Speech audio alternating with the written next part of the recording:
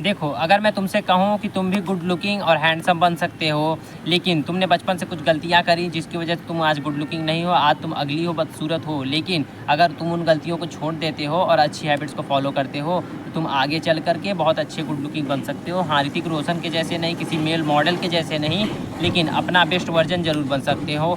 Habit number 1 is taking big bytes. अब देखो, हम लोगों की इस समय पे आदत क्या बन चुकी है, खाना खाते समय हम थाली रखेंगे और थाली के बगल में मोबाइल रख देंगे, मोबाइल में लगा देंगे कपिल शर्मा शो या फिर चैट टैग की वीडियो, हमजा की वीडियो या फिर तारक मेहता का उल्टा चश्मा लगा करके बस ऐसे बड़ी सी रोटी तोड़ेंगे और उसको सब्जी में डुबा के फिर उसको।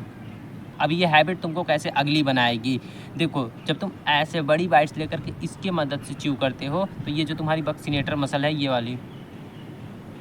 ये वाली ट्रेन हो जाती है। अब ट्रेन कैसे होती है, जैसे तुम्हारा बाइसेप ट्रेन हो जाता है तो बड़ा बड़ा फूला फूला दिखता है, वैसे ही जब तुम्हारी ये वाली मसल ट्रेन हो जाती है तो ये बड़ी दिखती है, फूली फूली दिखती है। इसकी वजह से प्रॉब्लम होता है कि तुम्हारा चेहरा हमेशा ऐसे मोटा सा पफी पफी सा लगता है, एकदम फूला फूला गुब्बारे जैसा लगता है। चाहे तुम जितना भी वाटर रिटेंशन कर लो, चाहे जितना भी तुम वेट लॉस कर लो, तुमको लगेगा कि मेरे शरीर पे फैट आ गया है, मोटा हो रहा हूँ, लेकिन वो मोटा नहीं हो रहा है, वो तुम्हारी ये वाली मसल ट्रेन हो गई है।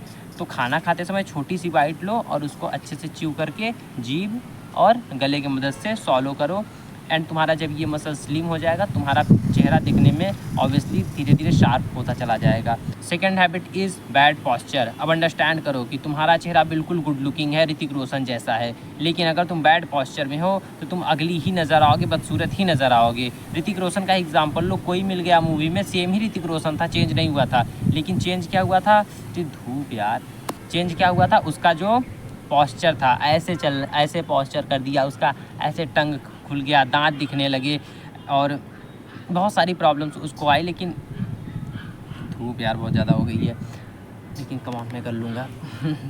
तो अंडरस्टैंड करो, जब ऋतिक रोशन जैसा एकदम खूबसूरत आदमी ख़राब पॉस्चर के साथ ऐसा लगेगा यार, तो हमारी और तुम्हारी क्या ही औकात है।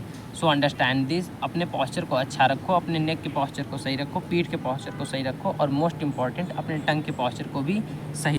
Third mistake is eating too much oily and मसालेदार। देखो, जो इंडिया है वो मसालों का देश रहा है, तो हम लोग बस खाने में मसाले ही डालते हैं यार। सिंपल सी दाल भी बनाते हैं तो उसमें तड़का मारने की क्या ज़रूरत होती है, सब्जी में इतना ज़्यादा मसाला, इतना ज़्यादा ऑयल, अब ये तुम्हारे लुक्स को कैसे ख़राब करता है। देखो, जब तुम मसालेदार चीज़ खाते हो तो शरीर के अंदर गर्मी बढ़ती है और तुम्हारे चेहरे पे एक्ने निकलते हैं, तुम्हारा नोज़ ऐसे ऑयली ऑयली सा रहता है। एंड मैं इतना धूप में बैठा हूँ तो जो मुझको टैनिंग हो रही है ऐसी, वो तुम थोड़ा सा भी धूप में निकलते हो तो टैनिंग होती है। क्योंकि समझो कि जब तुम तेल खाते हो तो जो तुम्हारा तेल वाला कण होता है, जो तुम्हारा फैट होता है, वो तुम्हारा शरीर स्किन के ऊपर ले जाके उसको यहाँ पे ऐसे ऐसे कहीं पे भी स्किन पे स्टोर कर देता है। तो तुम अगर थोड़े से भी धूप में निकलते हो तो वो जो फैट होता है वो मेल्ट होता है, और जो सूरज का टैनिंग होता है और तुम्हारा वो वसा, क्या बोलते हैं, फैट्स बोलते हैं, हिंदी में वसा बोलते हैं, वो दोनों मिलकर के एक अजीब सा, मतलब बिल्कुल परमानेंट टैनिंग टाइप का दे देता है, उसको जो भी बोलते हैं, पिगमेंटेशन बोलते हैं क्या, जो भी, और वो तुम्हारे स्किन को, ओवरऑल स्किन को बहुत ख़राब लुक देता है। फोर्थ थिंग इज़, अब ये बहुत फ़नी चीज़ है, एक्टिंग वियर्डली इन पब्लिक। अब ये जो नया नया लुक्स मैक्सिंग की तरफ आते हैं, फिर जिम जो नया नया करना ज्वाइन करते हैं, तो वो करते क्या है कि अपनी आइज़ को ऐसे हंटर आइज़ बना लेंगे, ऐसे हॉलो चिक्स कर लेंगे, ऐसे जॉ लाइन दिखाने के लिए, और ऐसे मॉडल्स के जैसे गली में चलने लगेंगे।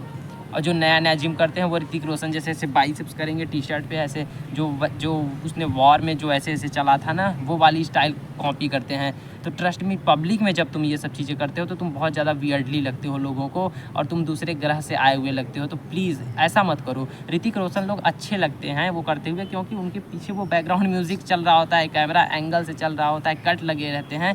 अब तुम पब्लिक में ना तो कोई कैमरा एंगल है, ना तो कोई बैकग्राउंड म्यूज़िक है, तुम करोगे ऐसा तो तुम वियर्ड ही लगोगे। तो इस चीज़ को अवॉइड करो और एक नेचुरल वॉक रखो। Last mistake is eating too much और वेरी लेस। अब देखो, ईटिंग टू मच तुम्हारे लुक्स को कैसे अफेक्ट करता है ये तुमको पता है कि तुम मोटे हो जाओगे, ख़राब दिखोगे। लेकिन जो इस समय पे ट्रेंड आया है कि लोग अपनी जॉ लाइन दिखाने के लिए, अपने एब्स दिखाने के लिए, ये गड्ढे दिखाने के लिए गालों के कम खाना स्टार्ट कर दे रहे हैं। तो उन लोगों को ये अंडरस्टैंड करना पड़ेगा कि ब्रदर, तुम्हारे गाल के गड्ढे लगने से आदमी सुंदर नहीं लगता। अगर ऐसा होता तो तुम्हारे गली का जो बूढ़ा आदमी है ना, जिसके ये गड्ढे दिख रहे हैं, गाल ऐसे पिचका पिचका है, वो बहुत खूबसूरत होता, लड़कियां उसको लेटर लिखती, फिंगरिंग करती उसको देख करके, सॉरी, लेकिन ऐसा नहीं हो रहा है। अंडरस्टैंड करना पड़ेगा, एक लड़का है जिसका स्किन बहुत अच्छा है और एक लड़का है जिसका स्किन ख़राब है, दोनों के गालों में गड्ढे पड़े हैं। तो जिसका स्किन अच्छा है ना उसको लोग बोलेंगे वाह मॉडल लुकिंग फेस है, हॉलो चीक्स है। लेकिन जिस लड़के की स्किन ख़राब है और उसके गाल में गड्ढे पड़ेंगे तो उसको लोग बोलेंगे कुपोषित, भूखा, बूढ़ा। अंडरस्टैंड करो ना इस चीज़ को। सिर्फ गाल के गड्ढे लगने से आदमी सुंदर नहीं लगता। तुम्हारी स्किन अच्छी होनी चाहिए, तुम्हारा कोलेजन हाई होना चाहिए, तुम्हारा आई के नीचे की गड्ढे वड्ढे एकदम अच्छे से होने चाहिए। हेयर हेल्थ की बात ही नहीं कर सकते धूप की वजह से, मैं तो नहीं करने वाला। तुम्हारे वो सब चीज़ अच्छी होनी चाहिए, अंडरस्टैंड करना ये चीज़ को। धूप बहुत बढ़ चुकी है, मेहनत बहुत कर रहा हूँ। कमेंट करके बताना जरूर। मिलते हैं अगले वीडियो में, तब तक के लिए बाय।